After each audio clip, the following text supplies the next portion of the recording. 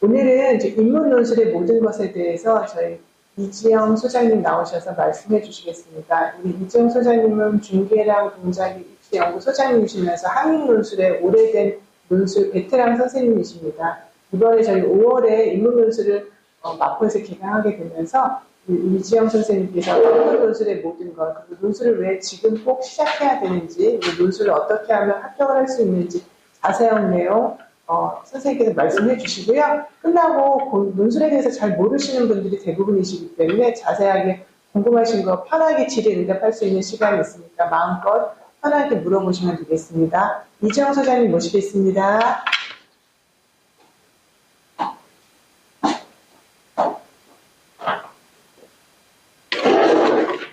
안녕하세요. 네, 마이크 없이 그냥 해도 충분히 들리시죠? 논술만이 답인 학생들을 위한 수업이라고 해서 보통 논술은 학종이나 정시보다는 상향해서 원서를 쓰고 합격하는 경우가 많거든요. 그래서 그 부분에 대해서 제가 설명을 드리겠습니다. 저는 한국논술에서 고등 인문논술 강사를 꽤나 오랫동안 했고요. 꽤 오랫동안 했으니까 지금 20년이 넘게 논술 강사를 했어요.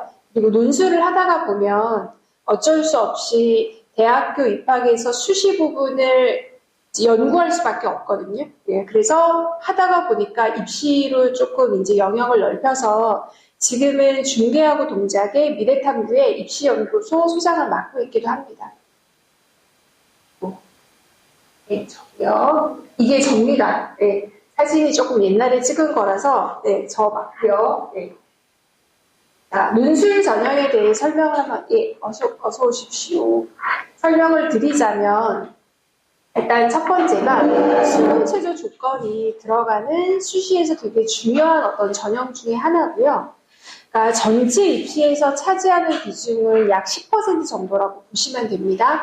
그런데 전국 단위 규모로 하자면 논술은 4% 정도밖에 안 되는 통계치가 나올 때가 있어요. 왜 그러냐면 논술 자체가 서울하고 수도권에 있는 대학에서만 이제 시험을 보기 때문에 지방에 있는 대학들 중에서는 부산대하고 경북대 정도만 논술 시험이 있고요.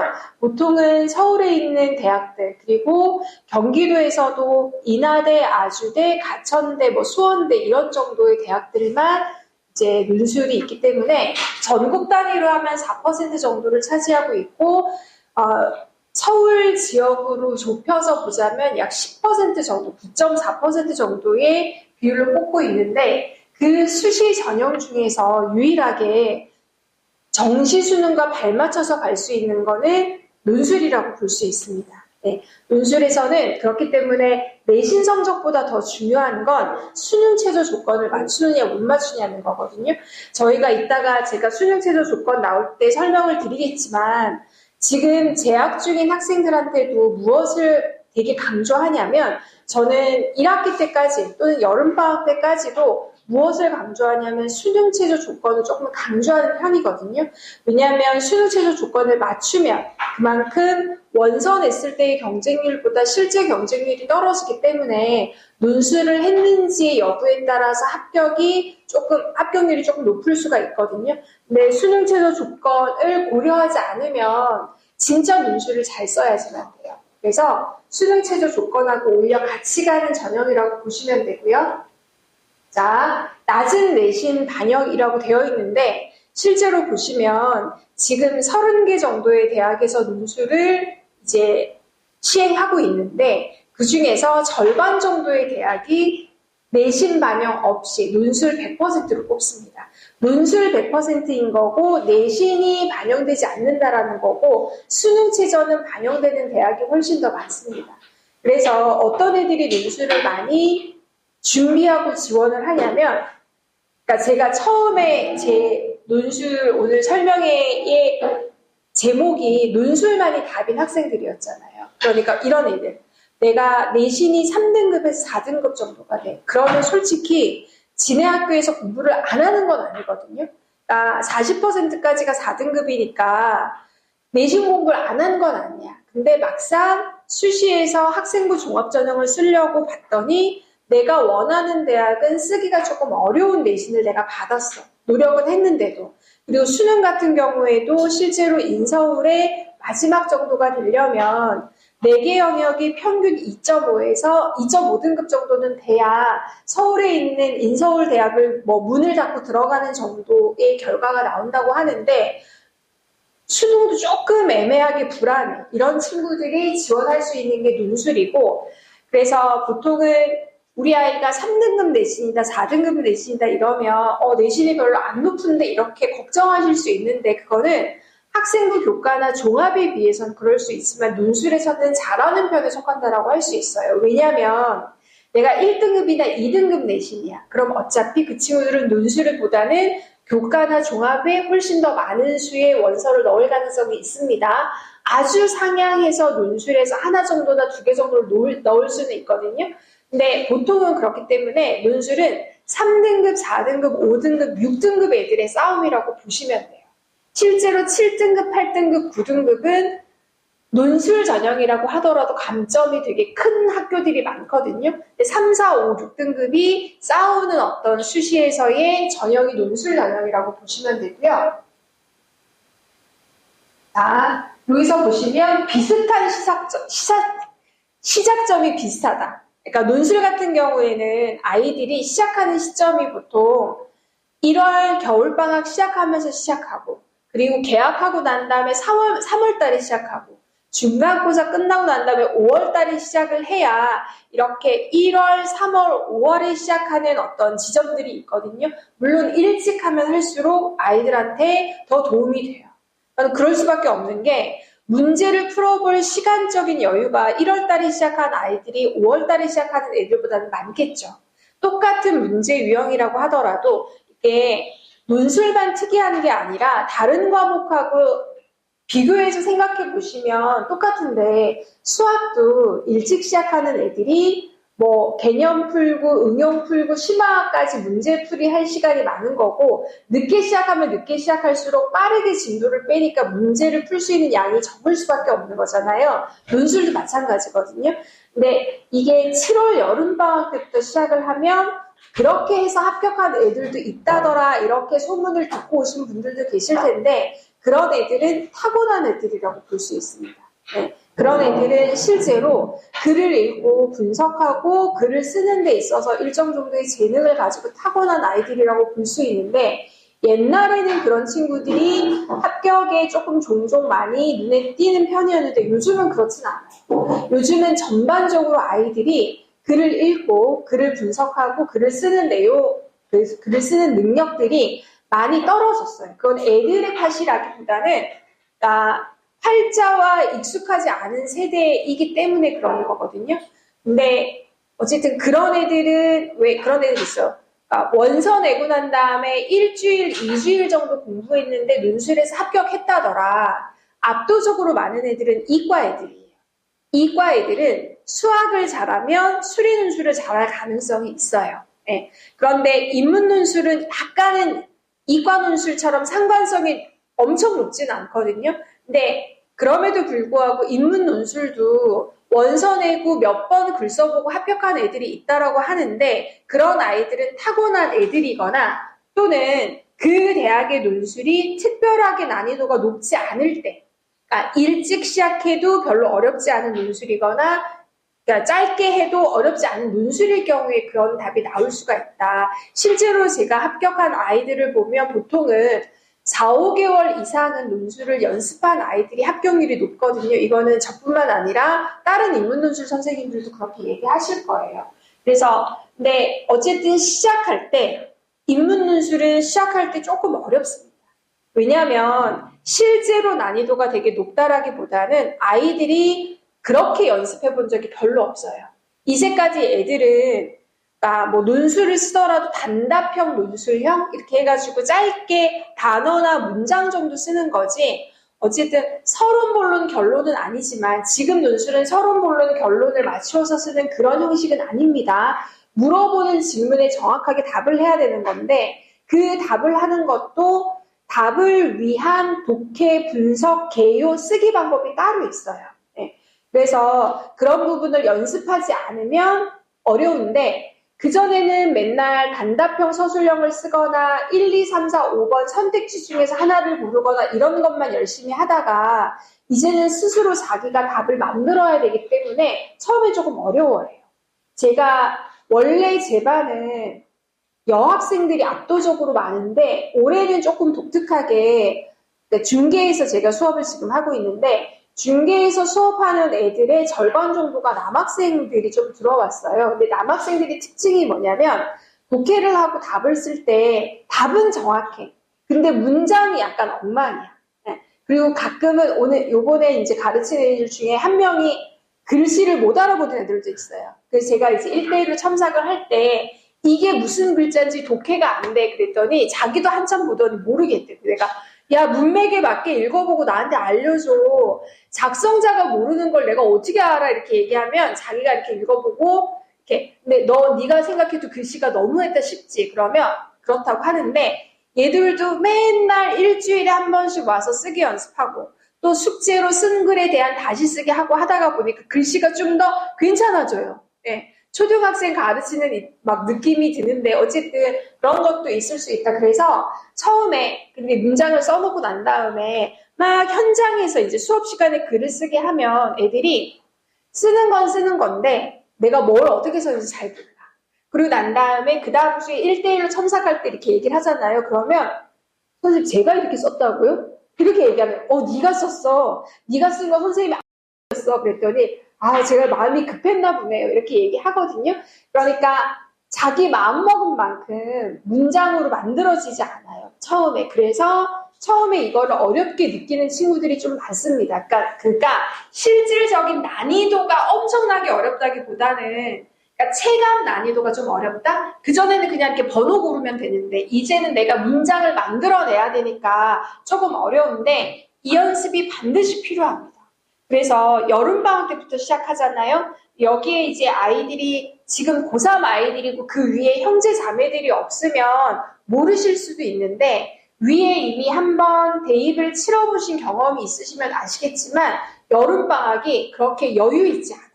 네, 여름방학은 보통 요즘에 3주 반인데다가 내가 수능 최저를 맞추든 정시로 대학을 가든지 간에 수능을 마지막으로 전력 질주를 할 수 있는 게 여름방학이거든요. 그러니까 여름방학 때도 시간이 별로 없어. 마음적인 여유도 없고.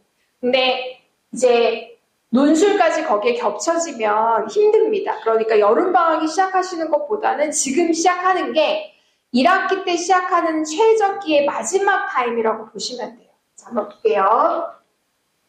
나에게 맞는 대입전형 확인하기. 2027학년도 대입전형도 크게 다르진 않은데 교과는 교과 내신하고 수능 최저 조건하고 면접이 없는 경우가 대부분입니다. 면접은 없고 그냥 원서 내면 대학에서 이렇게 평가해서 학부를 결정하는 경우가 많은데 교과는 인서울에 있는 대학을 들어가려면 못해도 2등급 중반 정도는 나와야지만 돼요. 이것도 중하위권 대학을 이야기하는 겁니다. 당연히 상위권 대학은 1점대 등급이 나와야지만 교과 전형으로 들어갈 수 있는데 2등급 초중반에다가 수능 최저 높게 요구해가지고 원하는 교과가 있다라는 점. 학생부 종합전형은 인서울에 있는 대학은 3등급에서 3.5등급까지가 마지노라고 보시면 돼요.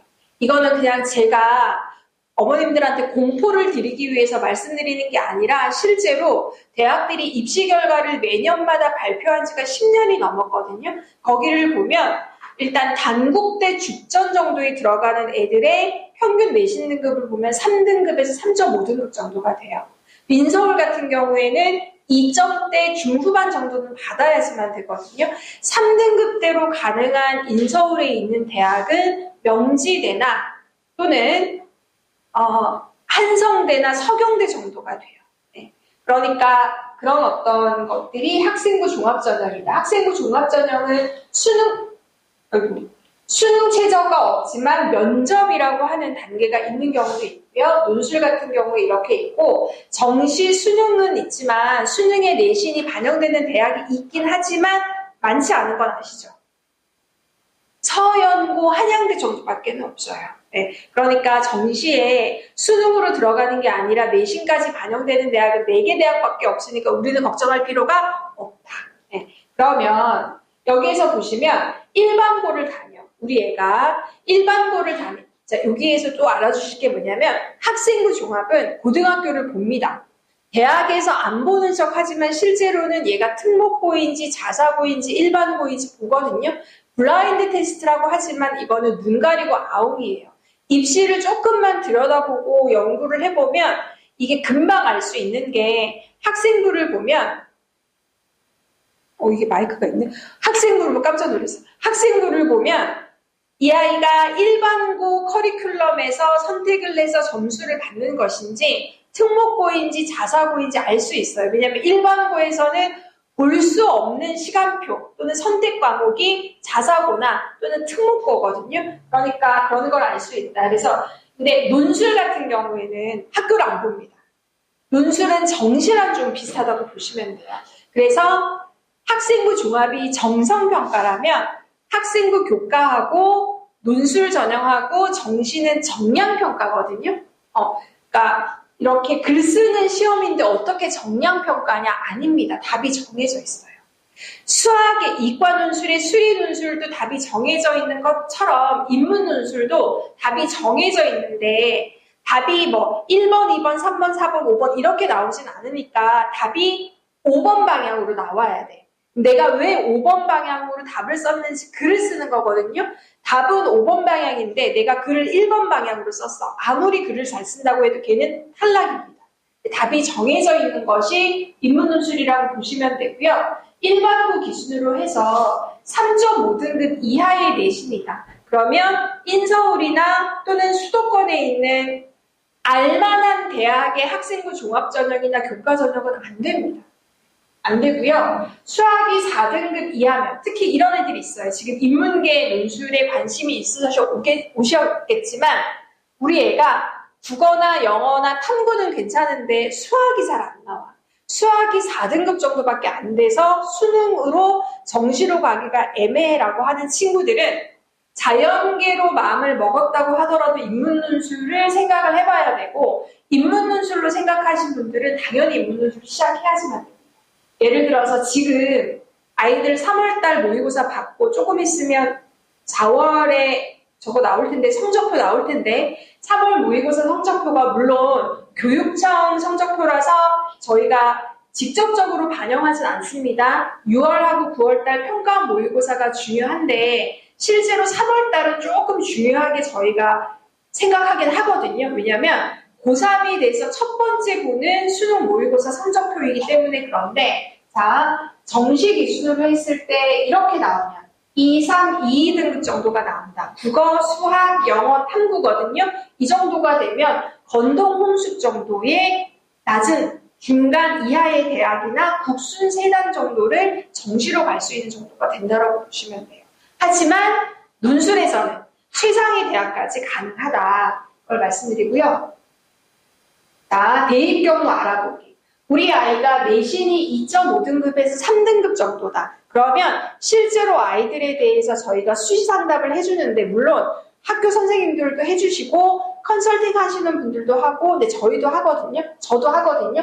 그럼 이런 친구들 같은 경우에는 어떻게 하냐면 보통은 내신이 2.5등급에서 3.0 그러니까 2등급 중반에서 3등급까지, 그러니까 2등급 후반까지다. 이러면 종합전형을 조금 더 많이 쓰기는 해요. 네. 6개 수시 티켓 중에서 4개 정도는 종합전형으로 쓰게 합니다. 대신에 저걸로 종합전형이나 교과전형을 들어가려면 수능 최저 조건을 맞춰야 되기 때문에 수능을 조금 더 강조하는 편이고요.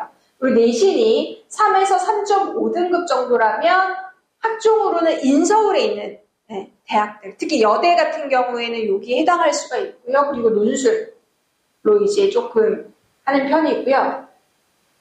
내신이 3등급을 넘어간다. 3등급 중후반을 넘어간다 그러면 6개 전부 다 논술을 쓰게끔도 해요. 그러니까 물어봅니다. 너 3등급 중후반 내신으로 들어갈 수 있는 학종으로 들어갈 수 있는 대학이 있는데 그 정도도 괜찮겠어? 라고 했을 때 괜찮다 그러면 쓰게 하고요. 저는 재수를 해서라도 인서울에 있는 중위권 이상의 대학은 들어오고 싶습니다. 라고 하면 6개 모두 논술을 쓰게도 하고요. 이런 상담 결과를 통해서 저희가 합니다. 특히 여기에서 보면 수능 수학이 3등급 정도가 나와. 높은 3등급은 아니지만 3등급이나 4등급 초반 정도가 나오면 인문 논술 쓰는 대학들 중에서 수리 논술이 나오는 대학들이 있어요. 상경 계열에 6개 정도의 대학이 있거든요.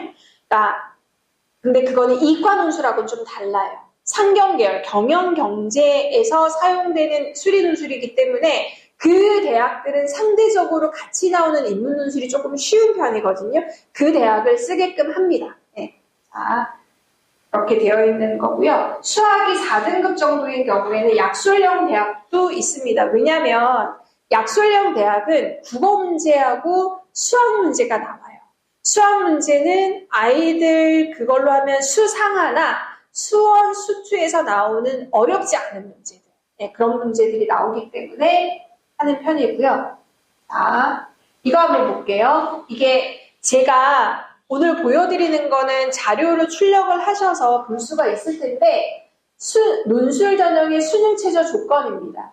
연대 같은 경우에 수능 최저 조건이 없고요. 연대는 심지어 내신 반영도 없습니다. 그냥 말 그대로 논술 100%로 아이들을 선발하는 유일한 대학이 연대라고 보시면 되는데 하지만 연대는 수능 최저 조건은 없지만 나름대로 연대의 논술 문제가 아이들을 거르는 작용을 하거든요. 왜냐하면 제시문 중에 하나가 영어 제시문으로 나와요.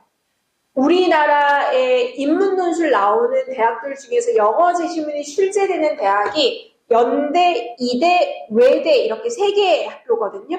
근데 이대 같은 경우에는 인문원, 우리가 보통 인문계열 대학이라고 하는 국어 국문, 영어 영문, 또는 철학, 역사 이런 과목들이 들어가 있는 이화여대 인문원에서 여러 개의 제시문 중에 하나가 영어 제시문이거든요.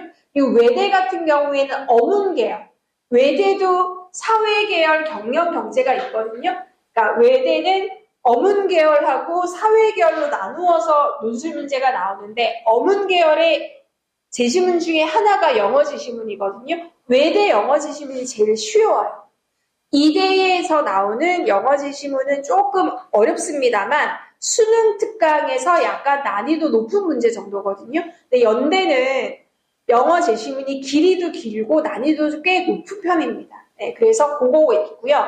또 하나가 연대가 크게 보면 2문제가 나오고 소문항으로 하면 4개의 소문항이 2개의 묶음으로 되어 있는 건데 그 소문항 4개 중에서 하나가 수리적인 능력을 평가하는 수리논술이라고 볼 수 있어요. 본격적인 수리논술은 아니지만 그래도 수리적인 개념을 가지고 문제를 풀어나가야 하기 때문에 인문논술 중에서는 넘사벽입니다. 그러니까 연대가 우리는 내신도 안 봐, 수능 최저도 없이 논술 하나만 가지고 애들을 뽑을 거고 심지어 수능 전에 시험을 볼 거야 라고 자신만만하게 할 수 있는 건 연대 논술은 조금 많이 어렵기 때문이거든요. 네, 독특하게 나오는 편이고 그 밖에 나머지 대학들은 그렇지는 않습니다. 고대 같은 경우에는 4-8이거든요. 고대 같은 경우에 4-8인데 고대 논술은 그렇게 어렵지 않아요. 연대에 비해서.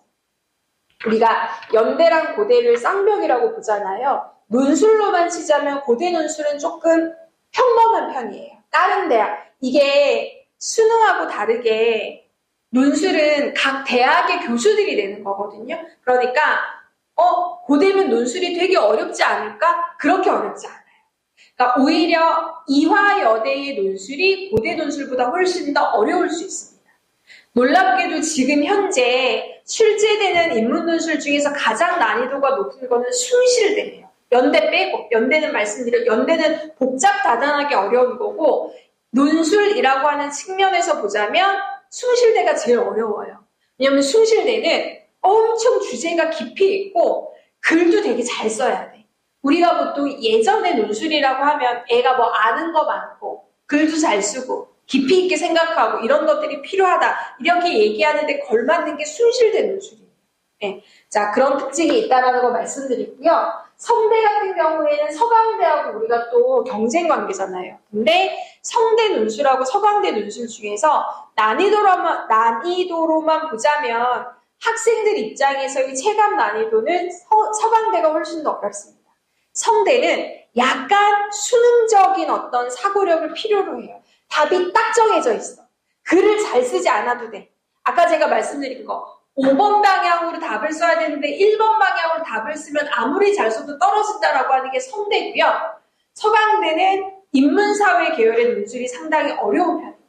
네. 자, 그리고 이렇게 되어 있고요. 한양대 있고 중앙대 있고. 자, 여기에서 보시면 중앙대 같은 경우에 올해 2개로 나누어서 논술 전형이 운영돼요. 나는 곧 죽어도 논술로 중앙대를 꼭 가야 되겠어. 그러면 원서를 2번 쓸 수 있습니다. 하나는 창의형, 하나는 일반형인데 창의형은 올해 처음 만들어져서 첫 번째 적용되는 건데 재수생은 안 돼요. 고3 현역들만 가능하거든요. 수능 전에 시험 봅니다. 수능 최저 조건 없이. 예전에 이렇게 같은 학교가 2개씩 수능 전, 수능 후로 나누어서 논술 시험을 본 적이 있어요. 그때는 논술로 뽑는 인원이 전체의 25%였어. 저희가 호시절이라고 불렀던. 네. 그때 논술에서 애들 진짜 많이 가르쳤고 애들 많이 대학 보냈었는데 그때는 수시 원서도 6개가 아니라 무한정이었을 때. 내가 막 이런 거 있어. 서강대를 꼭 들어가고 싶으면 수능 전에 서강대 논술 보는 시험이 있거든요. 원서 그때 뭐 한 7만 원 정도 되면 원서 넣고 시험을 한번 봐. 경험을 쌓고 진짜 본격적으로는 수능 뒤에 나오는 서강대 논술을 이제 해보는 거예요. 뭐 이런 식으로 하는 건데 중앙대가 요번에 그렇게 냈습니다. 중앙대가 그렇게 냈고 성대도 마찬가지로 언어형, 수리형 이렇게 나누어서 출제를 하는데 동시에 지원이 가능한데 우리 인문계열 아이들한테는 수리형은 어렵죠. 지원하기가. 요게 A 그룹에 있는 뭐라고 보시면 B 그룹. 여기가 보통 2합 5에 해당하는 대학들입니다. 네, 2합 5에 해당하는 대학들이고요. 이게 참 오묘한 게 수능 최저가 하나가 더 높은지 하나가 더 작은지 탐구를 2개 반영하는지 탐구를 하나만 반영하는지 2합 4인지 이런 거에 따라서 경쟁률이나 합격의 희비가 되게 많이 갈립니다. 경희대 같은 경우에는 항상 수능 최저 조건이 그렇게 높지 않은 편이었거든요. 네, B그룹의 대표적인 주자인데 높지 않은 편이었는데 경희대는 대신에 탐구를 2개 반영합니다. 그러니까 내가 사탐이나 과탐을 탐구를 하나는 2등급, 하나는 3등급 받았어. 그럼 2개 합해서 평균 나누면 2.5등급이 되니까 이거는 2가 안 돼요. 그래서 얘는 2합 5로 했을 때 2.5에 해당하기 때문에 잘 안 맞아요. 2개 다 2등급을 받아야지만 되는 거고요. 나머지 대학들은 그냥 하나만 2등급을 받아도 충분히 가능한 어떤 그런 특징을 가지고 있습니다. 여기에서 보면 세종대 있거든요. B그룹에 세종대가 들어가. 세종대는 단국대가 서울에서 죽전으로 옮기면서 정시에서의 레벨도 단국대 자리를 차지해서 국민대, 숭실대, 세종대 순으로 왔지만 수시에서 논술 같은 경우에도 항상 자기 대학의 레벨보다는 한 단계 높은 수능 최저를 요구하거든요. 그래서 어떤 효과가 있느냐? 애들이 많이 넣어요. 내가 최종 목표가 2합 대학의 세종대가 내 최상위 목표야. 이런 애들도 원서를 넣거든요. 근데 실제 경쟁률은 굉장히 많이 떨어지는 대학 중에 하나입니다. 그러니까 이런 애들이 있어요. 수학이 막 6등급, 7등급 나오는데 국어나 영어나 탐구해서 2합5를 간신히 맞추는 애들이 있어요. 그러면 그 애들이 저는 세종대만 가도 좋아요. 이런 친구들이 있거든요. 그러면 그런 애들한테 쓰게 합니다. 최상위로 하나 상향해서. 그러니까 왜냐하면 자기 정시 성적으로는 세종대는 못 가. 인서울도 안 되고 경기도권도 조금 어려워. 이런 친구들이 논술에서는 최고로 해서 세종대를 쓰는 경우도 있는데 제가 작년에 가르친 애 중에 하나가 세종대를 합격을 했거든요. 얘는 수학 같은 경우에 제가 수능 점수 좀 보내봐 이랬더니 수학 점수가 없다는 거예요. 왜 수학 점수가 없어? 이랬더니 수학은 응시를 아예 안 해도 돼. 왜? 수포자야. 네. 근데 응시를 하지 않아 점수가 없는데도 수학 외에 나머지 거를 2하 5를 맞춰서 합격을 했거든요. 그런 경우도 있다. 전략적으로 쓰는 대학 중에 하나입니다. 이따 합격 사례 보시면 아실 거고요. 여기 숭실대. 원래는 작년까지 숭실대 여기였는데 여기로 넘어갔습니다. 2합 6으로. 이게 남학생들한테 조금 도움이 돼요. 왜냐하면 요 그룹에 있는 대학들이 거의 대부분 여대들이거든요. 2합 7에 해당하는 거. 그러니까 남학생들은 뭔가 2합 5가 아니면 수능 최저 없는 그룹밖에는 없어. 선택지가 별로 없는데 숭실대가 여기로 낮춰줘가지고 좀 있습니다. 왜냐하면 항공대도 사실은 2합 6인데 요 동네는 그래도 항공대를 생각할 수 있어요. 왜냐하면 엄청 멀진 않잖아요. 저쪽에 일산과 수색, 그러니까 신촌 지나서 수색 지나서 일산 들어가는 거기에 항공대가 있으니까 항공대 수요도 어느 정도 있는데, 예를 들어 제가 주로 일하는 곳은 중계거든요. 중계는 항공대가 거의 없어요. 그래서 파이널 반도 항공대는 없어. 그렇기 때문에 애들이 이렇게 고를 수 있는 여지가 별로 없는데 숭실대가 여기로 와줘서 땡큐. 하지만 숭실대 논술은 어렵다. 네. 자, 여기에서 보시면 동덕여대, 덕성여대, 성신여대가 모두 2합 7에 해당하는 어떤 그 특성을 가지고 있습니다. 동덕여대가 2합 6 안 될 텐데. 자, 여기에 D에 해당하는 거는 하나만 요구하는 거. 네. 하나의 등급, 한 과목의 등급만 요구하는 거. 한 개가 3등급, 한 개가 4등급 이렇게 요구하는 대학들인데, 이 대학들은 주로 약수령 논술이에요. 약수령 논술 프로그램은 따로 있습니다. 저는 약수령은 안 하고요. 약술형은 논술하고는 성격이 되게 달라요. 약수령은 주어진 시간에 전체 문제를 다 풀어내는 것만 해도 합격권에 가깝다라고 저희가 얘기하거든요. 문항수가 굉장히 많은 편이고 정확하게 답을 내야지만 된다면 논술은 글을 쓰는 거니까. 여기는 수능 최저가 없는 대학들입니다. 수능 최저가 없는 대학들이 보통 인서울의 하위권에 있는 대학인데, 문제는 논술을 잘해야지만 들어갈 수 있다는 특징이 있어요. 수능 최저 조건이 없고 내신 반영도 그렇게 높지 않으니까 논술을 어떻게 해야 되냐면 되게 잘해야 된다. 그래서 보통은 수능 뒤에 시험을 보는 대표적인 학교인 광운대 같은 경우에 경쟁률이 보통 80대 1, 이 평균. 네. 근데 그 80대 1의 경쟁률이 실제 경쟁률이야. 다른 대학교도 80대 1의 경쟁률을 보이는 대학이 있거든요. 근데 수능 최저 조건이 걸리면 실제 경쟁률, 수능 최저 조건을 맞추는 애들을 가지고 실제 경쟁률을 내면 원산했을 때 경쟁률의 한 절반 수준으로 줄어들면 조금 어려운 대학이고요. 보통은 4분의 1 정도로 줄어들어요. 그러니까 80대 1이면 4분의 1이면 20대 1이니까 20대 1로 실제 경쟁률이 줄어들면 뭐하고 비슷하냐면 학생부 종합전형하고 경쟁률이 비슷하게 되거든요. 그래서 해볼만 하다. 근데 실제 경쟁률이 떨어져. 그리고 내신 반영도 크지 않아. 그럼 남아있는 게 뭐냐면 논술을 했는지 안 했는지거든요. 논술은 제가 아까 말씀드린 것처럼 생각보다 보기에는 그렇게 어렵게 보이진 않지만 실제로 자기가 글을 만들어내는 연습이 없으면 어려워요. 그래서 조금 연습이 필요하고 처음에 진입장벽이 약간은 높을 수 있는 것이 논술이다.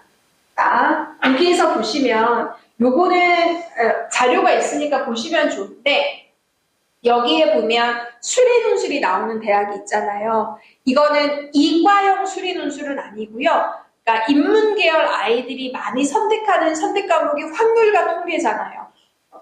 확률과 통계를 기준으로 해서 수리논술이 한 문제 또는 한 세트라고 하면 거기에 수리논술 문제가 뭐 서너 문제 나오기도 합니다. 그리고 언어논술이 한 문제나 두 문제가 나오는 건데, 여기에서 표시를 해두시면 좋은 게 건대랑 여기 밑에 있는 한양대는 어려워요. 그러니까 건대나 한양대는 어떤 애들이 넣으면 좋냐면 상경계열 중에서 자연계열의 수학, 그러니까 미분, 적분을 조금 계산을 잘하는 친구인데 내가 자연계열로 가기에는 힘들어. 이런 친구들이 조금 교차 지원해서 하는 게 좋은 게 건대하고 한양대. 그러니까 수능 수학에서 4등급 정도 받으면 한양대, 건대, 상경계열의 인문논술은 어렵습니다. 여기는 좀 어렵고요. 대신에 경희대와 이화여대, 인문투, 중앙대, 순실대, 상경계열 쪽에 나오는 수리논술은 4등급 초반이나 3등급 되면 충분히 소화 가능할 정도. 그렇게 많이 어렵지 않다. 그리고 예를 들어 내가 경영경제는 가고 싶은데, 왜냐면 경영경제가 인원을 좀 많이 뽑아요. 네. 그러니까 논술은 학생부에 내가 어느 쪽으로 진로를 맞췄는지하고 하등이 상관이 없거든요. 그러니까 논술 전형은 오로지 뭐만 보냐면 교과 내신하고 출결만 봅니다. 네. 그러니까 내가 선생님 학생부를 제가 문헌정보학과 또는 역사학과로 이렇게 맞춰놨는데 논술에서는 논술 전형은 경영이나 경제 지원해도 돼요. 상관없어요. 안 보거든요. 네. 그래서 경영이나 경제가 인문계열에서 가장 많은 학생들을 선발하는 학과니까 그쪽을 저희가 이제 권하는 편이거든요. 왜냐하면 내가 예비번호 2번에서 컷이야. 예비번호 2번에서 2번을 딱 받았는데 뽑는 인원이 5명이야. 그러면 애들이 추가가 안 될 가능성이 있어요. 2번인데. 근데 막 경영 같은 경우 한 100명 정도 뽑는단 말이에요. 그러면 예비번호 2번이면 잘하면 추가 합격이 될 가능성이 있거든요. 그런 부분들이 있다. 그래서 동국대나 숙명여대 또는 성균관대 같은 경우에는 수리논술 없이도 경영경제로 들어갈 수 있대. 서강대도 마찬가지로. 따로 수리논술이 안 나오니까. 이해하셨죠? 자, 그리고 영어 시시문 나오는 거 말씀드렸고요. 약수령. 약수령이 이렇게 있는데 여기에 제가 국민대를 빨간색으로 줄친 게 작년에 국민대가 처음으로 논술로 복귀한 다음에 약수령을 냈었거든요. 근데 들리는 말에 의하면 다른 대학의 약수령보다는 많이 어렵다. 많이 어렵다라는 얘기가 있어서 말씀을 드립니다. 근데 많이 어려운 건 사실 국민대 입장에서 좋은 게 아닌데. 왜냐하면 수능 최저 조건도 2학 6이거든요, 국민대가. 근데 약수령도 어려워. 그러니까 약수령 준비하는 애들이 국민대를 지원을 할지 말지 고민할 때 너무 어려우면 포기하게 되거든요. 왜냐하면 예전에 국민대가 한 10년 전까지는 인문논술을 출제했는데 그때 논술 문제가 꽤 괜찮았거든요. 왜 약수령으로 전환을 했는지 모르겠지만 아무튼 그렇습니다. 예. 자, 고려대요? 고려대가 여기인데 여기 들어갔는데 죄송합니다. 여기에요. 고려대는 언어 논술만 나오는데 제가 빠뜨렸나 보네요. 네. 여기에 해당합니다. 그러고 보니까 빠졌네. 네. 자, 고려대는 수리 논술 없이 인문 논술로 나오는 대학이라고 보시면 되고요. 자, 여기에 보면 자료 해석이 나오는데 자료 해석이 표를 해석하는 건데 요거 조금 애들이 어려워해요. 표나 그래프 해석하는 거. 사실은 사탐에서 나오는 사문에 나오는 그래프나 표 분석하는 것처럼 정확하지 않아도 되는데 애들이 조금 난이도, 체감 난이도를 어렵게 하는데 이것도 제가 하는 수업에 유형에 들어가 있습니다. 자, 학생부 내신 반영을 한번 보자면 논술 100%로 뽑는 대학이 이렇게 많아요. 그리고 여기에 보면 논술 70, 학생부 30이라고 하는데 동국대 같은 경우에는 교과가 20이기 때문에 실제로는 여기에 속한다라고 볼 수 있고 동국대나 중앙대 같은 경우에는 모든 내신 과목을 다 반영하는 게 아니라 상위 10과목 정도를 반영하거든요. 그러니까 내가 내신 등급이 높은 국영수 과자의 상위 10과목만 반영을 해서 보겠다라고 하는 게 동국대하고 중앙대의 특징이라고 보시면 됩니다. 그래서 내신 때문에 논술이 두렵다. 그러면 그런 친구들은 어느 정도가 돼야 되냐면 내신이 7등급, 8등급, 9등급이야. 그러면 내신에 대한 감점이 크니까 어려워하지만 내가 내신이 5등급 내지는 6등급이야. 논술에서는 감점이 없진 않지만 와 그것 때문에 떨어질 만해 라고 할 정도의 의미 있는 내신 감점은 아니라는 점.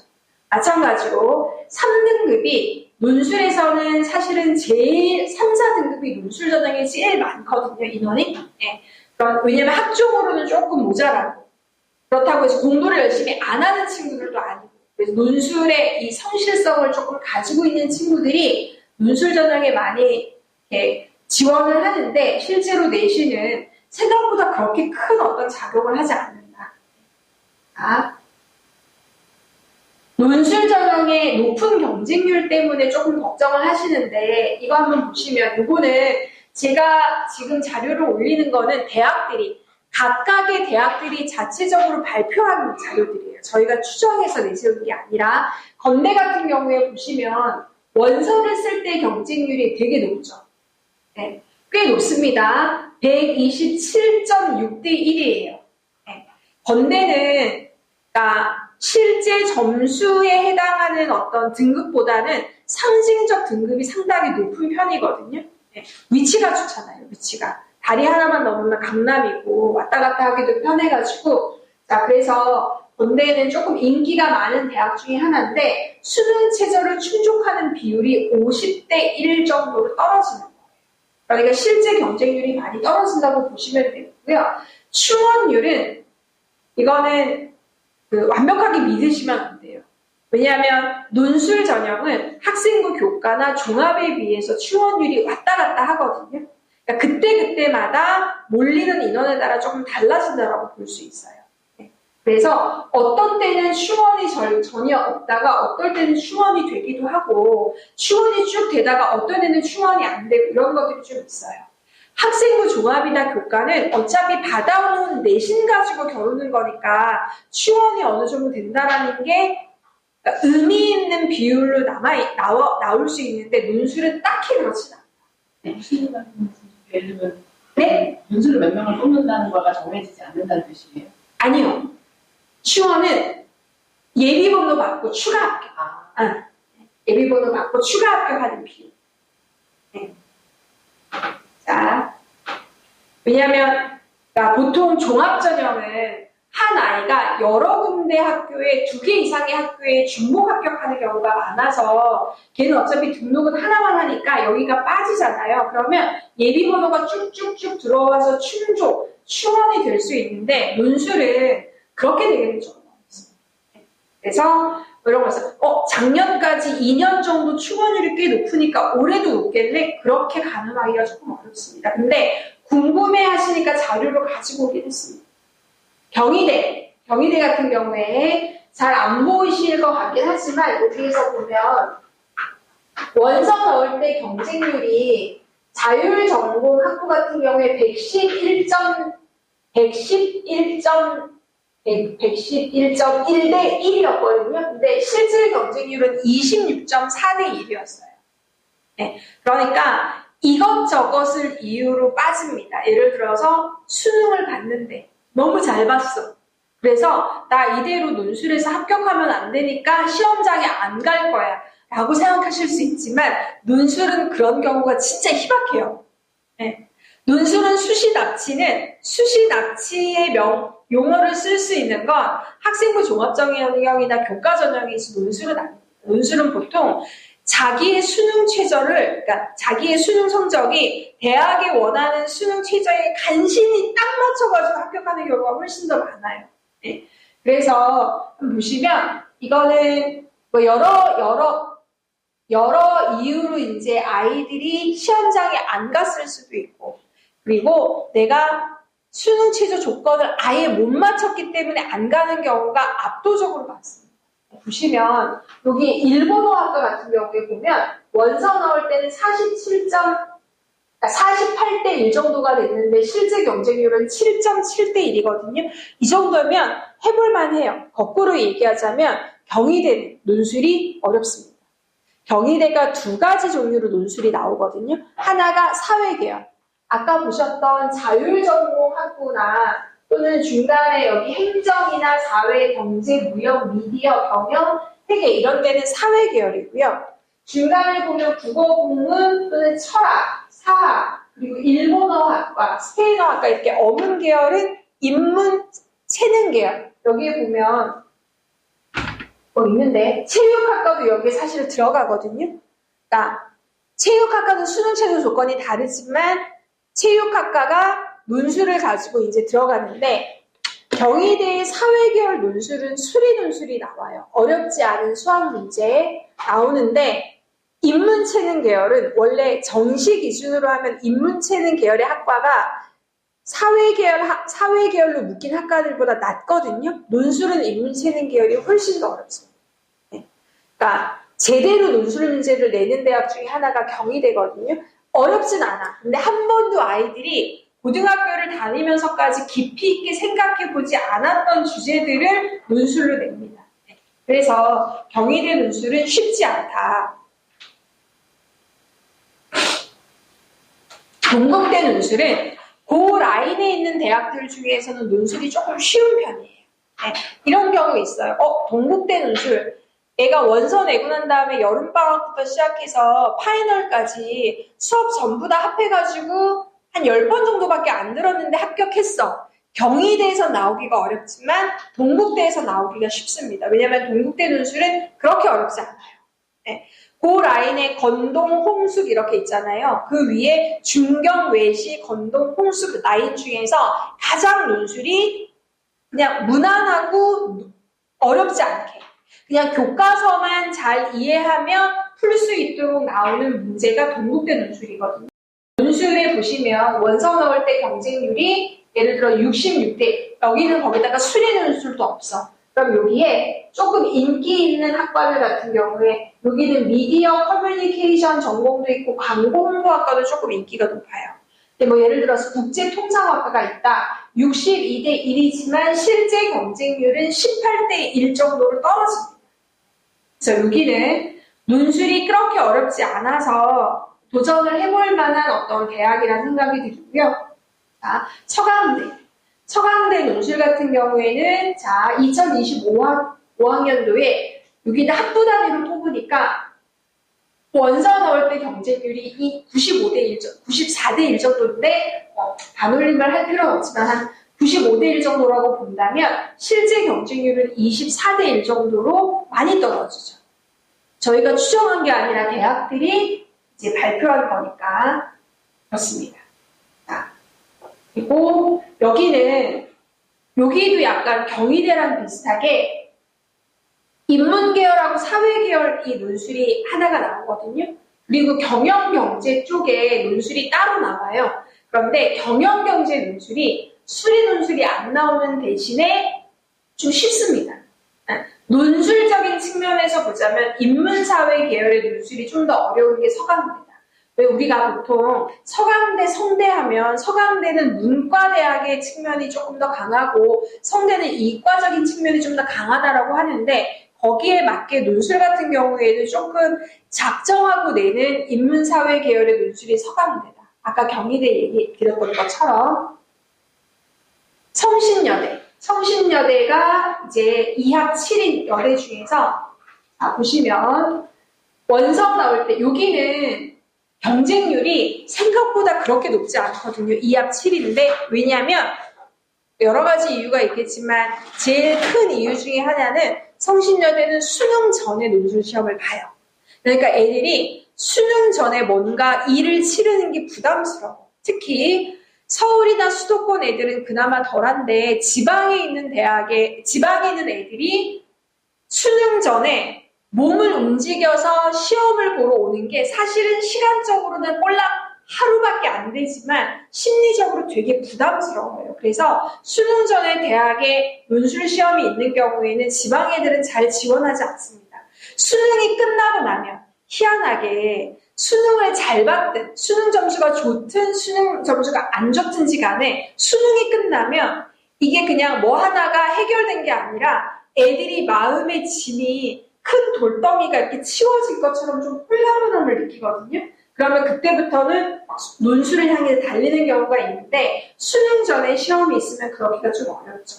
그러니까 수능 전에 시험 있는 대표적인 대학이 성신여대, 홍익대, 연대 이렇게 있습니다. 자, 그래서 원서 넣을 때 경쟁률이 그렇게 높지 않은 특징은 그것 때문에 그렇다 말씀드리고요.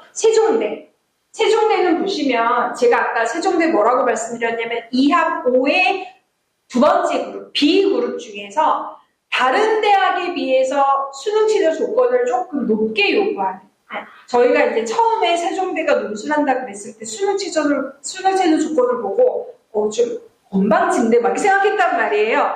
누가 이렇게 넣겠어? 넣어요. 왜냐면 이런 애들이 있거든요. 2합 5 정도를 맞추는 애들은 경희대를 가고 싶어해. 누구나 2합 5 정도를 맞추는 애들의 최고의 목표는 경희대예요.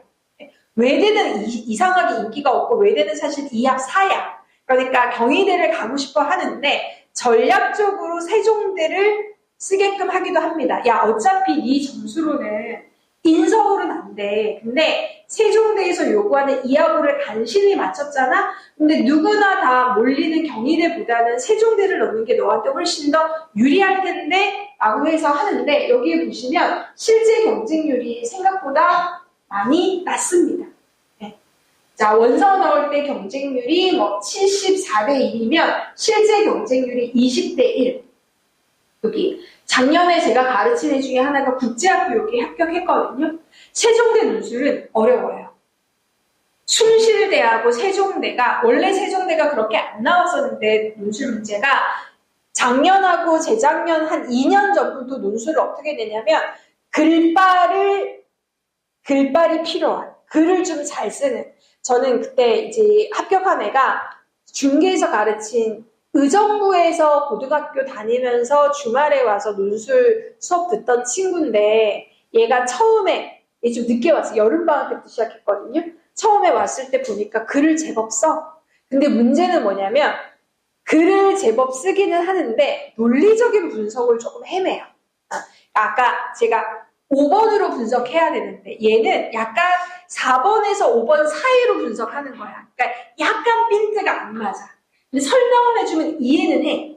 이해는 하는데 자기가 스스로 그 길을 잡기를 조금 어려워해요. 근데 얘가 글발이 좀 있어서 그러면 너 숭실대나 세종대를 썼으면 좋겠는데 이렇게 얘기했더니 자기가 혹여라도 합격을 하면 숭실대는 의정부에서 다니기 너무 멀고 세종대는 그래도 중계까지 오면 7호선 타고 이렇게 오면은 되니까 하겠다라고 해서 세종대를 했는데 합격을 했어요. 근데 얘가 만약에 정확하게 논리적 분석을 요구하는 다른 대학을 넣었으면 저는 합격하지 못했을 거라고 생각하거든요. 왜냐면 아까 약간 논리적 분석이 부족하다고 했잖아요. 자기도 그래요. 선생님 제가 세종대는 자기가 이제 옛날에 이렇게 문예부도 하고 글도 좀 썼다라고 하는데 그것 때문에 합격을 했지 딱딱 떨어지는 대학에서 갔다 하면 자기 안 합격했을 것 같다고. 나중에 다 하고 난 다음에 이렇게 찾아보니까 다른 대학 문제는 되게 어렵게 나왔더라고 얘기를 하더라고요. 그런 어떤 특징을 가지고 있는 대학이다. 숙명여대에 가깝죠. 우리랑 숙대 논술 어렵습니다. 여대들이 원래 논술이 조금 어렵거든요. 그러니까 여대들 중에서 이화여대가 논술이 좀 어렵고요. 그리고 숙명여대가 어렵고요. 그리고 성신여대가 어렵습니다.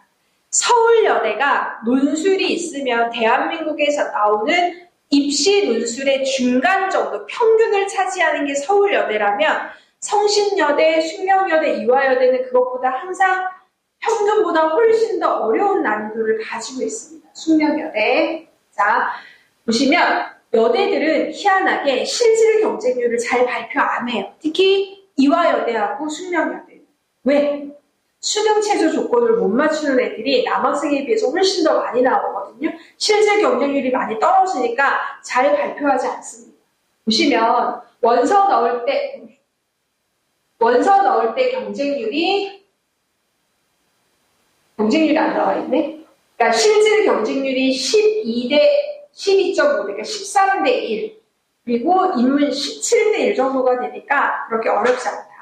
제 친구 딸내미도 작년에 6개 모두 다 논술 쓴 친구가 있었는데 떨어졌어요, 다. 그래서 올해 반수한다면서 정시로 어떤 대학에 들어가기는 했는데 논술로 반수한다면서 최고로 원하는 게 숙명여대거든요. 그래서 걔는 지금 국어하고 탐구만 공부합니다. 수학은 일찌감치 애진하게 포기한 친구고 영어는 단어 외우기 귀찮으니까 국어하고 탐구만 해가지고 맞추고 이제 논술 보려고 지금도 연습하고 있거든요. 얘가 제일 부르부르 떠는 게 숙명여대 떨어진 것 같아요. 자기는 숙명여대 논술 되게 잘 썼다고 생각을 한대요. 근데 솔직히 논술 강사들 입장에선 애들이 잘 쓴 것 같아요. 이렇게 얘기하면 조금 큰일 났다 이런 생각이 들거든요. 왜냐하면 특히 그 대학이 난이도가 높은 대학이 있어요. 숙명여대는 논술을 보고 난 다음에 애들이 선생님 저 잘 쓴 것 같아요 라는 말이 나오기가 어려울 정도의 난이도예요. 왜냐하면 글을 이해하는 게 어려운 게 아니라 제시문 자체가 조금 어렵게 되어 있어서 이게 뭘 말하는지를 잘 이해를 못해. 여러 번 읽어봐야 돼. 그러니까 여러 번 읽는 연습이 안 돼 있으면 난이도가 꽤나 높단 말이에요. 그런 애가 걔도 저한테 이모 저 잘 쓴 것 같아요 라고 했을 때 말은 안 했지만 큰일 났다. 안 됐나 보다. 왜냐면 걔는 강남 쪽에 있는 저희 팀의 한림논술팀의 다른 선생님한테 배웠거든요. 그래서 그런 생각을 했습니다. 요거 이화여대. 이화여대 실질 경쟁률을 보면 되게 많이 떨어지는 거 보이시죠? 그죠? 많이 떨어져요. 그만큼 수능 최저를 맞추는 게 어렵다. 근데 요거는 그러니까 작년 자료는 아직 안 나왔거든요. 작년 자료는 안 나왔는데 2025학년도면 재작년까지인데 재작년까지는 이화여대의 최저 조건이 3합 7이었어요. 꽤 높았어요. 그러니까 작년에는 요것보다 조금 더 실질 경쟁률이 올라갈 가능성이 있습니다. 왜냐하면 작년하고 올해 이화여대는 2합 5가 수능 최저로 낮아졌거든요. 그래서 조금 더 높아질 가능성이 있다. 중앙대도 보시면 원서 넣을 때 경쟁률에 비해서 많이 떨어집니다. 한 자리 숫자 경쟁률, 러시아 문화, 확실히 인문계열 쪽의 학과들이 실질 경쟁률이나 이런 것들이 떨어지긴 합니다. 그리고 여기에 경영 경제 같은 경우에는 수리 논술이 나오지만 그렇게까지 어렵지는 않다. 근데 중앙대는 수리 논술이 어렵진 않지만 같이 나오는 인문 논술이 쉽지는 않아요. 어렵다기보다는 뭐라고 얘기해야 될까? 익숙하지 않달까?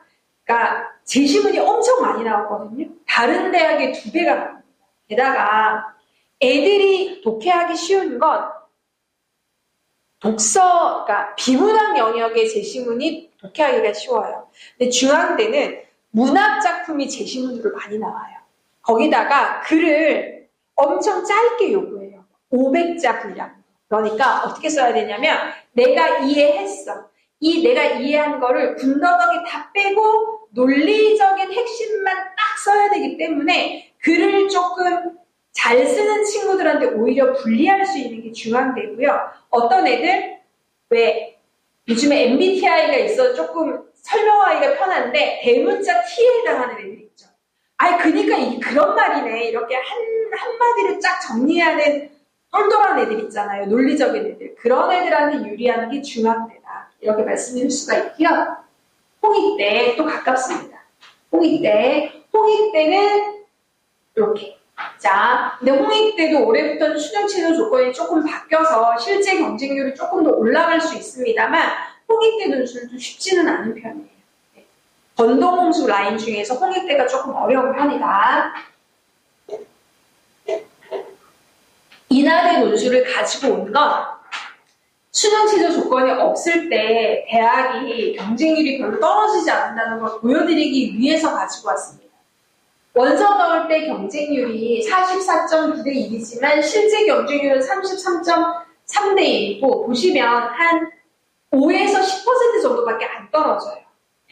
그러니까 나머지 대학이 원서 넣었을 때 경쟁률에 비해서 25% 수준으로 떨어지는 것에 비해서는 많이 떨어지진 않는다. 그러니까 수능 최저가 없는 대학은 원서 넣을 때 경쟁률이 실제 경쟁률과 거의 비슷하다고 생각하시면 돼서 뭘 잘해야 돼? 논술을 잘해야 돼.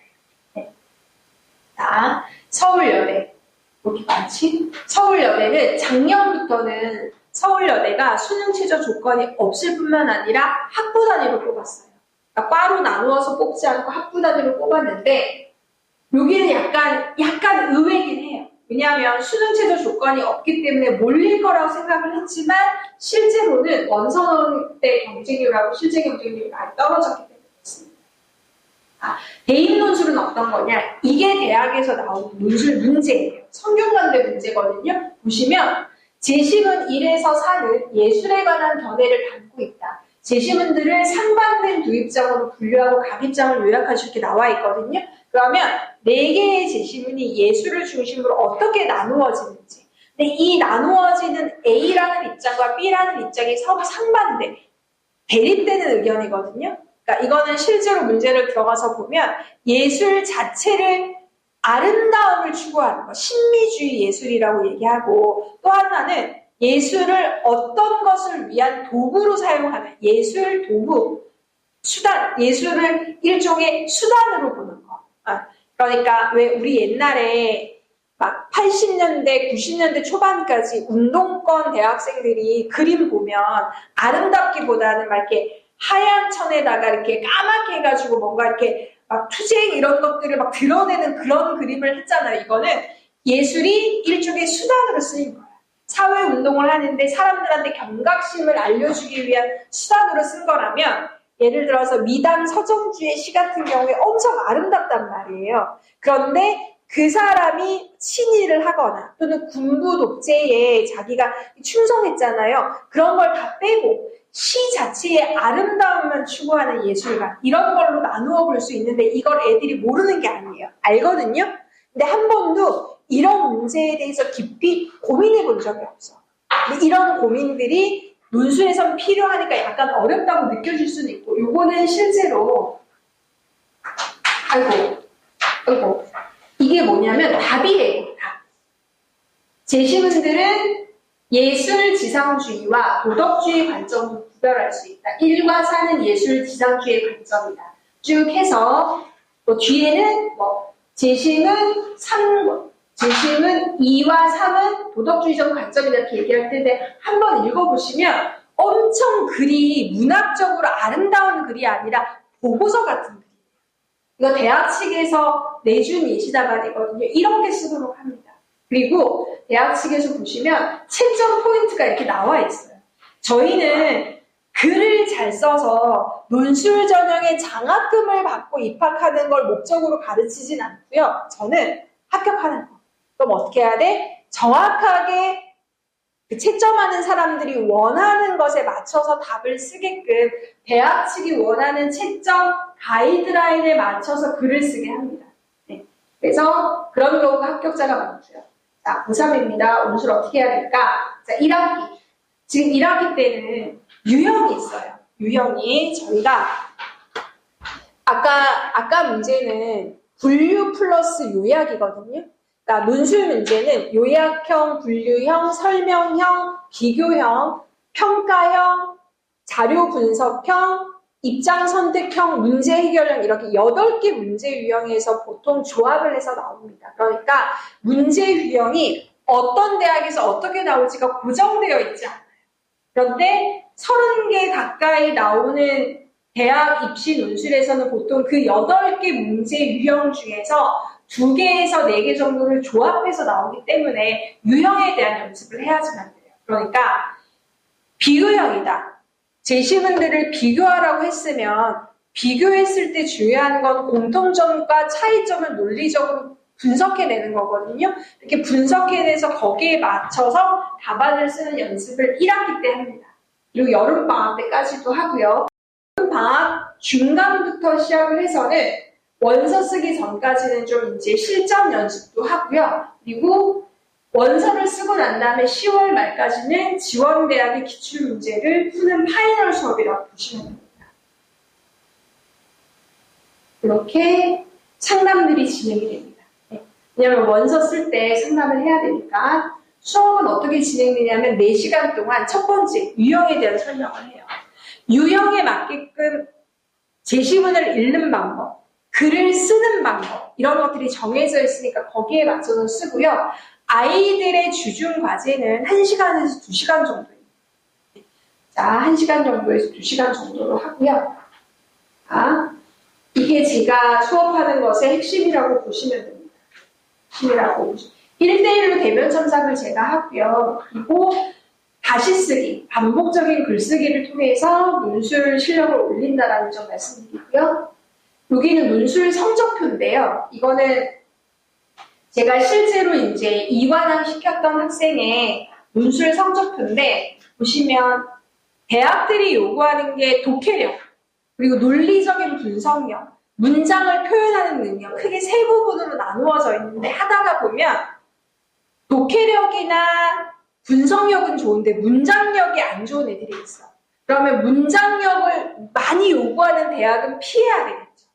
거꾸로 얘가 문장력도 되게 좋고 독해력도 좋은데 분석력이 좀 부족해. 그런 친구는 분석력이 핵심인 문제를 내는 대학은 피해야 되겠죠.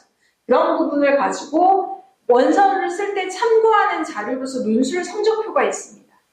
자, 여기 예를 들어서 우리 아이가 6월 합격해서 3개 8을 맞췄다. 그러면 이렇게 지도를 한다는 걸 말씀드리고요. 자, 대학별 모집 요강을 정확하게 반영하지 않고 지원을 하거나 안정적, 적정, 상향으로 그러니까 논술을 쓸 때에는 저는 반드시 하나 정도는 수능 최저를 원래 맞추던 것보다 못 맞췄을 때를 생각해서 하나나 2개 정도의 대학을 쓰게끔 하거든요. 네. 그래야지만 됩니다. 왜냐하면 애들이 논술에서 실패하는 것에 80% 이상이 논술을 못해서가 아니에요. 수능 최저 조건을 못 맞춰서 아예 기회를 잃어버리는 경우가 훨씬 더 많거든요. 그리고 이거는 네 번째 강의만 듣고 복습과 정리를 하지 않는 거 이건 논술에만 해당되는 건 아닌 것 같은데 다른 과목도 앉아서 듣고만 있으면 자기 게 안 되거든요. 그런데 논술은 좋은 게 어쩔 수 없이 강제적으로 쓰기를 시켜요. 수업 시간에. 그러니까 쓰기를 해야지만 돼. 네. 그래서 지가 뭘 쓰는지도 모르고 내는 경우가 많아요. 특히 논술 초기에. 여기에 보시면 제가 합격시킨 아이들의 수능 점수를 보시면 얘가 작년에 걔예요. 의정부에서 와서 했던 수학이 없잖아요. 그 애보다 더 놀라운 건 얘거든요. 숙명여대 한국어문학부, 덕성여대 글로벌융합대학 38514 수학이 8이에요.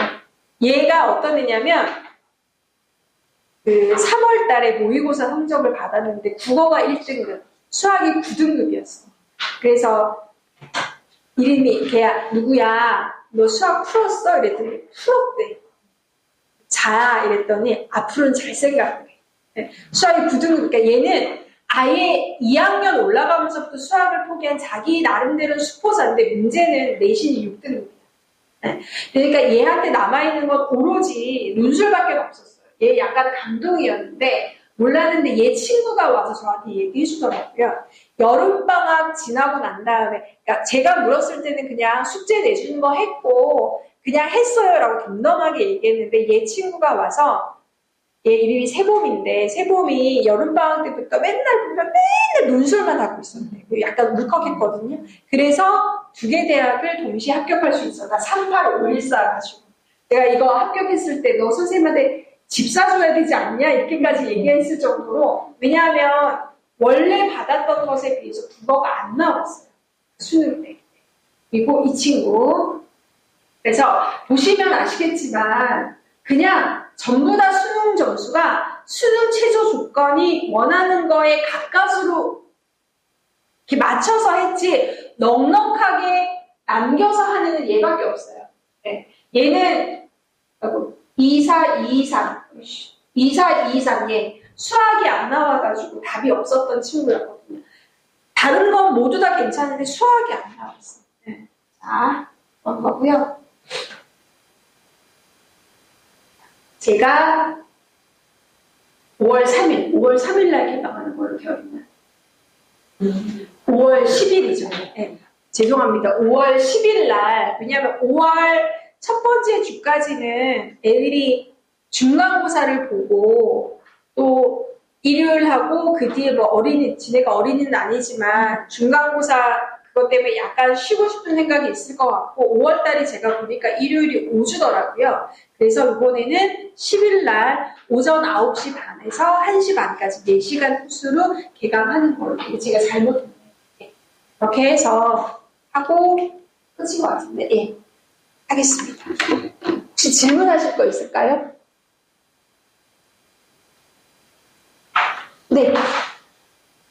논술 사실 여기 선생님이랑 어디서 다시 오늘 써야 되는데 무슨 거의 윤호수가 쓰시나요?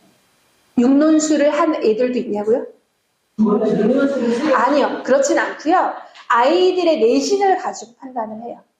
아이들의 내신이 예를 들어서 인서울에 있으니까 원하는 대학이 어느 정도까지인지를 물어보고, 근데 애들이 인서울에 있는 중하위권 대학이라도 만족한다 그러면 예를 들어서 보통 3등급 초반에서 중반 정도까지 내신인데 자기는 그냥 서울 안에 또는 수도권에 경기도에 있는 대학만이라도 가도 돼 그러면 안정적으로 2개 정도는 학종으로 쓰게 해요. 많은 경우에 3개나 4개 정도를 쓰기도 합니다. 그러면 남아있는 거는 논술을 쓰게 하죠. 근데 선생님 저는 재수를 해서라도 서울 안에 있는 중위권 이상의 대학을 가고 싶다 그러면 애하고도 얘기해보고 부모님하고도 얘기해보고 그리고 애의 가능성을 보고 이런 애들 있잖아요. 공부를 3학년 때부터 처음 해봤어. 그래서 아직 발전 가능성이 좀 있어. 그러니까 재수까지 생각을 해. 그러면 쓰게끔 하지만 그렇게는 안 해요. 근데 답이 없는 친구들이 있거든요. 그러니까 내신 자체가 4, 5등급이야. 수능은 잘하면 2개 정도 맞출 수 있어. 그러면 6개 정도의 육론수를 쓰게 하는 경우도 있고요.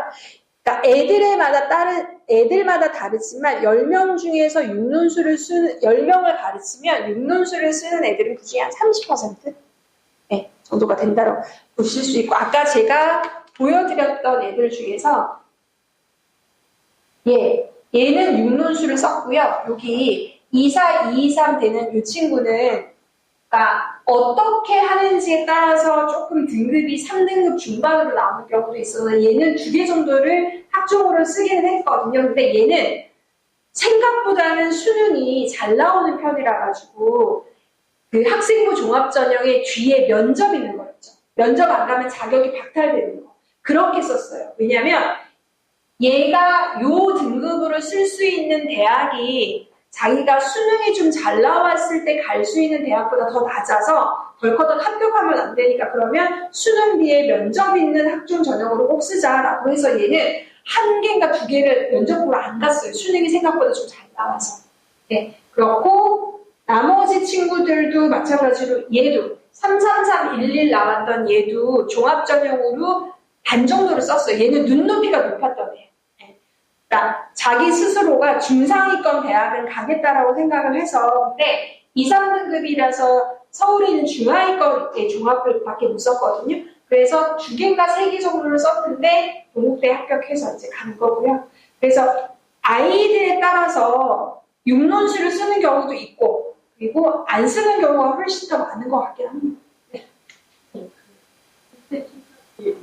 네, 그런 것 같긴 하지만 그러니까 수능같이 같은 문제가 아니라 예를 들면 뭐 서강대, 한양대, 연세대, 고려대 스타일의 논술 준비를 하고 싶은 성적과 스타일의 애가 있고 서울여대, 동국대를 준비하는 애가 있잖아요. 같이 처음에는 같이 해야 돼요. 왜냐면 서울여대의 논술이 그러면 성대의 논술보다 훨씬 더 쉬워야 되잖아요. 근데 논술로만 보자면 쉽지 않아요. 2개가 비슷하게 나와요. 어쨌든 기본적인 것뿐이요. 네. 기본기는 다 비슷하고. 네, 그렇게 해야지만 왜냐하면 처음부터 그러니까 저희도 기출 문제로 풀리긴 하는데 뭐 이렇게 하는 경우도 있거든요. 경희대 문제를 전체를 풀린다. 그러면 그 문제는 애들이 독해를 잘하고 분석을 잘해서 답을 쓸 줄은 모르겠지만 그 문제를 조금 응용해서 문제를 내놓으면 못 푸는 거예요. 그거는 문제를 잘 푼다고 할 수가 없죠. 그래서 기본적으로 들어가는 유형을 1학기 때나 여름방학 때까지 빨리 진도를 나가고 그리고 난 다음에 실전으로 넘어가는 게 필요해요. 그거는 그래서 여름방학 때 시작하는 친구들이 조금 힘든 게 얘가 제가 여름방학 때 왔다고 했잖아요. 이거를 여름방학부터 시작해서 원서 쓸 때까지 8주거든요. 8개 문제 유형을 한 주에 하나씩 나갔어. 그러니까 막 바쁘게 나간 거예요. 그러니까 이 친구가 막상 합격하고 난 다음에 뭐라고 얘기하냐면 얘도 다시 한번 해보고 싶다. 왜냐하면 조금 늦게 시작해서 아쉽다. 그때 제가 아까 말씀드린 것처럼 세종대는 유형을 정확하게 보여준 대학은 아니거든요. 세종대하고 숭실대는 글을 좀 잘 쓰면 합격을 할 수 있는데 그런 애들이 드물어. 근데 얘가 숲대나 아니면 홍익대나 동국대처럼 딱 딱 문제 유형이 잡혀져 있는 대학은 떨어졌어요. 그러니까 왜냐하면 유형에 대한 것들을 소화를 하지 못한 채 파이널로 넘어가서 그렇거든요. 그래서 그런 연습을 조금 시킨다. 1학기 때까지는, 기말고사 때까지는 저는 수능을 좀 강조하는데 여름방학 때부터는 더 이상 수능에 배려하지 않고 막 시켜요. 네. 왜냐하면 많은 문제를 많이 다뤄볼수록 감도 생기고 연습량에 비례해서 합격도 되는 부분이라서 많이 시키는 편입니다. 논술은 똘똘한 것도 필요하지만 성실성이 되게 중요하거든요. 근데 우리 애가 좀 느려. 근데 성실하기는 해. 그럼 논술에 적합한 친구라고 보시면 돼요. 왜냐하면 수능이나 내신 문제를 평상시의 실력만큼 못한다라고 하는 건 속도가 떨어지기 때문인데 논술은 다행히 속도하고는 큰 상관이 없는 그런 대학이라서. 올해 7월 외모 결과가 나올 때까지는 같이 하는 네. 기본기를 빨리 나가야죠. 네. 6월 보고 자기 기본기 나오면 네. 이제 시험 볼 그 유형대로 네, 나누어서. 네. 그러니까 예를 들어서 이렇게 할 수 있어요. 그러니까 유형이 아직 육모 끝나고도 다 나가지 않았을 거거든요. 왜냐하면 5월 달에 시작을 하잖아요. 그럼 5월부터 시작해서 적어도 10주 정도는 있어야지만 돼요. 근데 중간에 기말고사 또 있는데 기말고사 기간에는 2주 정도 휴강 들어가거든요. 지금 제가 3월 달에 개강한 애들도 이번에 2주 휴강이에요. 중간고사. 근데 그렇게 되면 이제 겹치는 거야. 그러면 이제 그러니까 한 8주 차 되면서부터는 애들한테 개별적으로 숙제를 따로 내줄 수는 있어요. 예를 들어 그룹별로. 그러니까 애들이 뭐 10명이야. 10명인데 3그룹으로 나눠져. 그럼 A그룹은 뭐 수능 최저 조건 몇 개에 맞는 대학들 숙제로 해오기. B그룹은 거기에 맞는 또 다른 수능 최저 조건에 맞는 숙제를 해오기. C그룹은 또 해오기. 이렇게 해서 그러니까 수업은 같이 공통으로 하지만 각자 쓰는 거는 자기의 수능 최저 조건에 맞는 대학을 써오고 1대1로 첨삭하면서 이제 고쳐 나가는 거죠. 그렇게 진행한다고 보시면 됩니다. 수능 교육을 체제를 맞출 수 있는 과목을 그러면 지금 부가적으로 영어. 지금부터는 예를 들어 수학이 얘가 3등급이야. 수학은 아직 3등급이면 포기하기는 조금 애매해요. 네. 그런데 수학이 4, 5등급이야. 안 오릅니다. 제가 고3만 20년 넘게 해왔거든요. 안 올라요. 옛날처럼 문과 수학이 따로 있으면 모르겠는데 지금은 문이과가 같이 경쟁하기 때문에 용을 써도 안 오릅니다. 안 올라요. 왜냐하면 다른 애들도 같이 하거든. 그러면 수능 최저를 맞추기 위해서 제일 좋은 과목은 사실은 영어예요. 영어는 지만 잘하면 돼요. 옆에 있는 애들 말고 지만 80점을 넘으면 2등급을 받잖아요. 또 하나가 탐구. 탐구는 누구도 2학년 때부터 국영수 하듯이 전력 질주해서 안 하거든요. 거의 겨울방학부터 시작하고 아직까지도 탐구 진도 못 나간 애들 많아요. 애들이 진도를 나가야지만 문제를 푼다라고 하는데 그러면 안 돼요. 조금 나가더라도 문제를 빨리 풀어서 실전 능력을 늘려야 되는데 자꾸 미루는데 어쨌든 탐구. 그리고 생각보다 국어는 쥐약이에요, 애들한테. 국어는 하면 될 것 같거든. 하면 되는데 실제로 국어가 성적이 잘 안 오르는 과목 중에 하나라서 제가 미는 과목은 영어하고 탐구 한 과목. 탐구가 2과목 필요한 대학이라면 2과목을 다 하겠지만 대부분이 탐구 한 과목을 원하기 때문에 무조건 탐구 하나 하고 영어는 올릴 수 있을 때까지 올리는 거를 목표로 합니다. 수능이 안 나와도 그건 해줘야 된다라고 애들한테 얘기를 해요. 그래야 애들이 그게 수능이 내가 설사 정시로 가지 않더라도 수능 최저를 하나나 2개 정도는 맞춰야지 마음의 안정감이 좀 생기거든요. 그래서 그렇습니다. 또 질문 있으실까요? 이 아이는 지금 수능 문제를 생각하고 있어요. 수학만 잘하고 다른 건 진짜 못해요. 외우러. 하는데 선생님께서 부산 선생님께서 한번 수리부지 나오는? 같이 언어랑 같이 나오는 거 한번 해보는 게 어떻겠네요. 이야기를 해가지고 제가 네네네. 그런 애들이 있어요. 준비하는 게 짧은 시간 내에 지금 이제부터 시작한다고 해도 한 건지가. 수리 논술 같은 경우에 제가 수업을 못하고요. 네. 근데 이제 수리 논술 같은 경우에 나와 있는 자료를 주면 수학을 좀 하는 애들은 따라올 수 있어요. 제가 아까 건대하고 한양대는 수리 논술이 어렵다고 얘기했잖아요. 그 대학은 진짜 수학 문제처럼 나와요. 문제가 수학 문제를 푸는 것처럼 나오거든요. 미분이나 적분까지도 나와요. 근데 예를 들어서 경희대, 이화여대, 순실대, 중앙대에서 나오는 수리 논술이 언어화되어 있어요. 그러니까 여기가 어떤 게 들어가는지는 알겠는데 언어 문제하고 수리 문제가 합쳐져 있기 때문에 답은 알겠는데 어떻게 답을 써야 될지 모르겠어요 라는 얘기를 많이 하거든요. 근데 그런 친구들이 수학을 조금 잘하거나 수학에 대한 감각이 있으면 그 문제를 풀다가 보면 보여요. 저는 그래서 수리 논술만 나오는 게 아니라 언어 논술하고 수리 논술이 세트로 나오니까 언어 논술을 말하는 거죠. 그럼 상경 계열이 약간 문제가 있는 것 같아서 수업은 어떻게 해야 되나요? 그 상경 계열에서 나오는 것도 언어 논술이 있으니까 언어 논술 하긴 해야죠. 따로 수리 논술은 따로 준비를 해야죠. 두 개를 같이 해야 된다 이 이야기. 네네. 대신에 언어 논술이 엄청 어렵지 않아요. 하지만 기본적인 유형은 배우긴 해야 돼요. 그러니까 기본적인 언어 논술 유형에서 문제가 나오는데 그냥 언어 논술만 나오는 거에 비해서 난이도가 쉬운 거지 전혀 경험이 없이는 언어 논술도 조금 어려울 수도 있거든요. 연습을 조금만 하면 돼요. 근데 전체적으로 언어 논술을 잘해야 되는 학과에 비해서 부담감이 조금 줄어들긴 하죠. 네. 다른데 논술하는 선물한테 갔었는데 거기서는 논술을 도움이 아니고 덤으로 생각하라고 얘기를 하더라고요. 도움이 아니고 덤으로 생각을 하라고. 덤으로? 네, 그게 3년에서 그런 건지 인원이 적어서 그런 건지. 그게 인원이 적어서 그럴 수 있고요.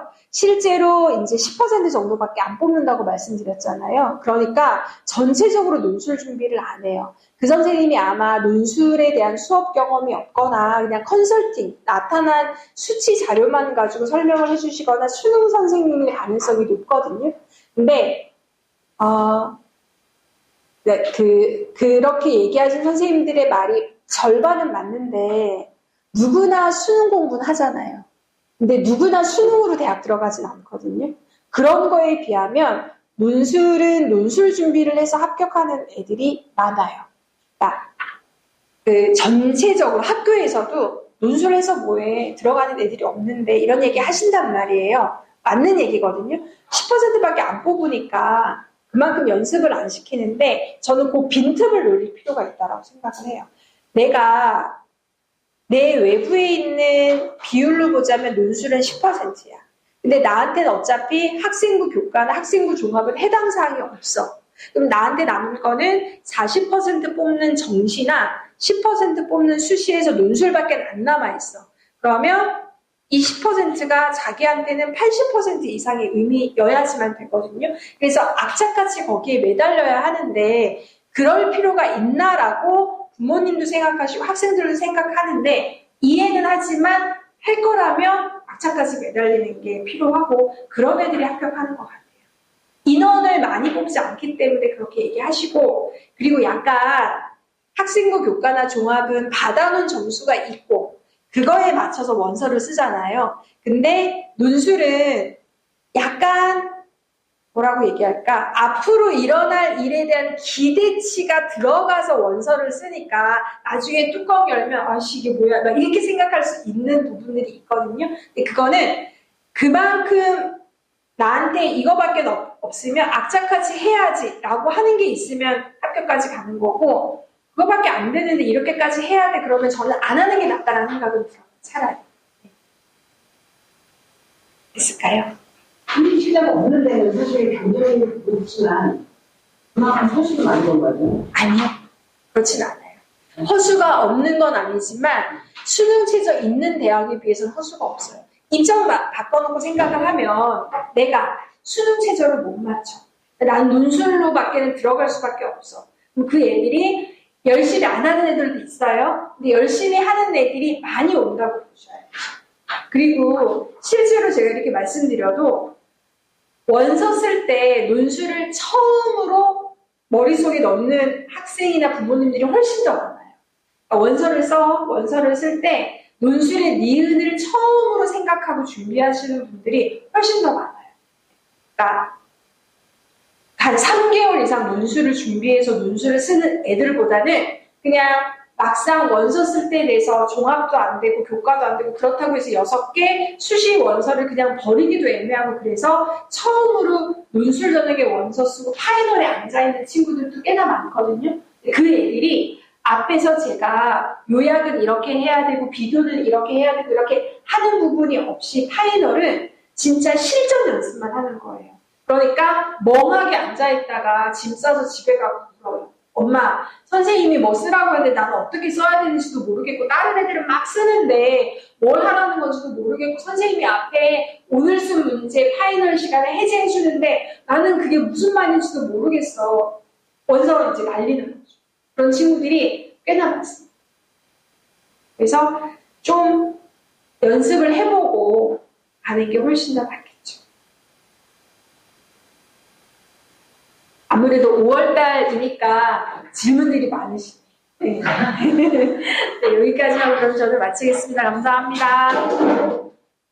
제가 마무리하고 선생님 답변 제기하시면 개별적으로 또 물으세요. 그게 나으실 것 같아요. 그리고 시간이 아직 5월 둘째 주 개강이나 시간이 아직 좀 많으니까 궁금하시면 저한테 상담 요청을 하셔도 제가 만나뵙지 못하더라도 전화 상담해서 바깥에 선생님 제기하실 거고요.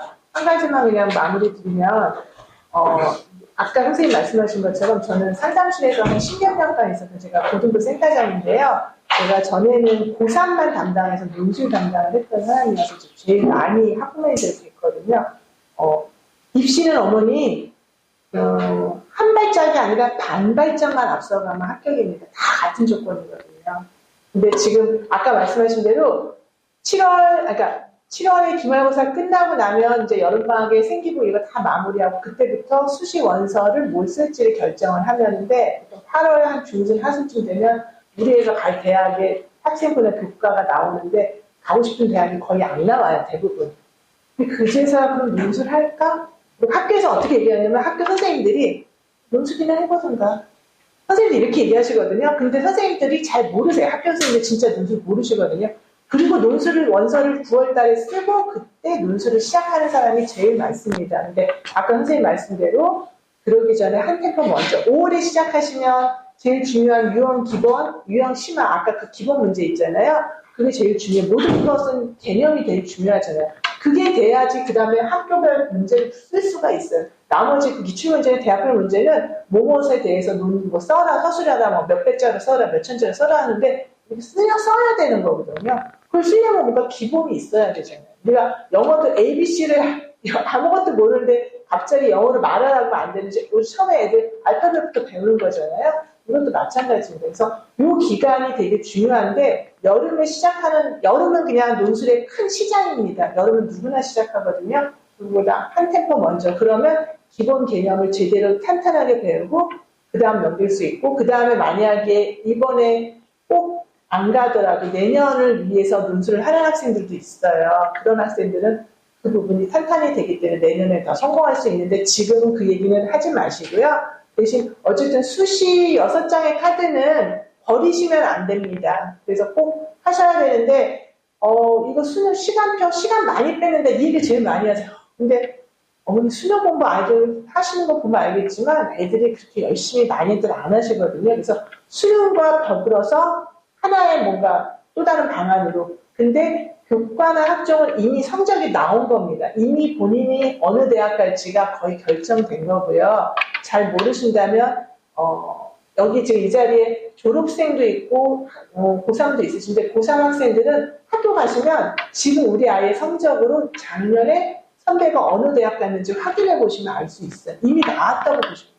근데 논술은 아직 결정된 데가 없는데 마지막 카드라고 생각하시면 되거든요. 근데 시간이 많이 걸릴까 또는 하루를 더 추가해야 되는데 이게 의미가 있을까 이걸 되게 많이 고민하시잖아요. 그 고민 많이 하면은 답이 나오지 않고요. 일단은 준비한 자한테 기회가 있다는 거. 분명히 논술 10%지만 합격생이 있습니다. 근데 주변에 없는 이유가 준비를 안 했기 때문에. 저는 제가 아까 논술 담당을 했었다고 했잖아요. 합격생을 봤어요, 진짜. 그래서 준비를 하면 이렇게 달라지는구나. 근데 논술의 제일 장점은 자기가 가진 내신 성적이나 이거보다 높은 대학을 갈 확률이 높다는 거. 그래서 상향 카드로 쓰는 게 논술이거든요. 그래서 이 교과는 학종으로 어디를 쓰고 나머지 2개나 3개 정도를 내가 좋은 학교를 좀 더 요거보다는 한 단계 높여서 한번 지원해보겠다 할 때 시간을 일주일에 한 번 4시간을 투자하신다고 보시면 되고요. 그게 헛되이 그거랑 그러니까 논술 수업이랑 수능이랑 같이 병행을 하면 나중에 수능 끝나고 나서 내가 그때 수시 원서를 쓸 걸, 안 쓸 걸, 안 써서 후회하는 것보다는 써놓으면 내가 참여할 수 있어서 되게 감사한 그런 기준이 될 수가 있거든요. 그래서 꼭 해보시고 여름에 시작하지 마시고 5월에 시작하기를 추천드립니다. 시간표에 보시면 저희 일요일 오전에 있고요. 그리고 다음 주에는 마지막 주에 국어 설명회도 있고 그 안에 5월 시간표가 여러 가지 있거든요. 한번 보시고 어머니께서 궁금하신 거 물어보시고 이지영 소장님은 선생님이자 논술 선생님이자 입시 담당이시기 때문에 그 입시와 관련돼서 상담 다 해주실 수 있거든요. 그래서 나가셔서 대기하시면 개별적인 질문도 가능합니다. 지금은 수리 논술이 없어요. 근데 학생은 아까 보니까 문과인데 3경계열 수리 논술을 하셔야 될 것 같아요. 한번을 해서 이과 학생이세요? 원래 자연대학인데 3학년 때 하면서 이제 인계 안 이동이거든요. 그래서 이제 선생님이 이제 그러니까 학생은 그러면 일단 마치겠습니다, 어머니. 제가 따로 말씀드릴게요. 수학은 한 20번